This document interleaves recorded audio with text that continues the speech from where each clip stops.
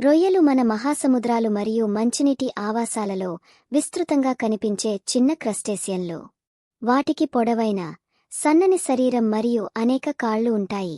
వాటి శరీరం పలు ఖండితాలుగా విభజించబడి ఉంటుంది మరియు వాటికి 2 జతల యాంటెనాలు ఉంటాయి. వీటిని అవి తమ పరిసరాలను గ్రహించడానికి ఉపయోగిస్తాయి. రొయ్యలు వివిధ పరిమాణాలలో వస్తాయి. కొన్ని కేవలం కొన్ని మిల్లీమీటర్ల పొడవు మాత్రమే ఉంటే, పెద్ద రొయ్యలు 30 సెంటీమీటర్ల వరకు పెరుగుతాయి.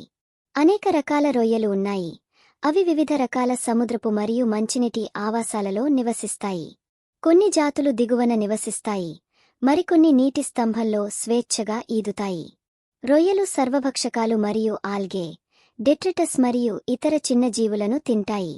అవి అనేక పెద్ద సముద్ర జీవులకు, చేపలు, తిమింగలాలు మరియు సీల్స్తో సహా ముఖ్యమైన ఆహార వనరుగా ఉంటాయి. రొయ్యలు వాటి వేగవంతమైన కదలికలు మరియు శత్రువుల నుండి తప్పించుకునే సామర్థ్యానికి ప్రసిద్ధి చెందాయి.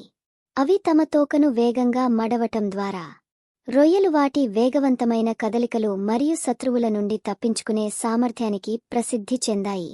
అవి తమ తోకను వేగంగా మడవటం ద్వారా నీటిలో వెనుకకు దూకగలవు.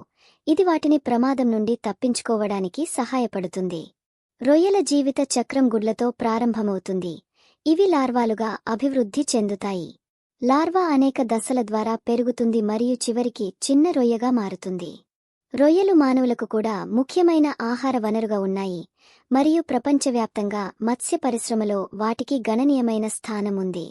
అయితే రొయ్యల పెంపకం పర్యావరణంపై ప్రభావం చూపుతుంది, కాబట్టి స్థిరమైన పద్ధతులను ప్రోత్సహించడం చాలా ముఖ్యం.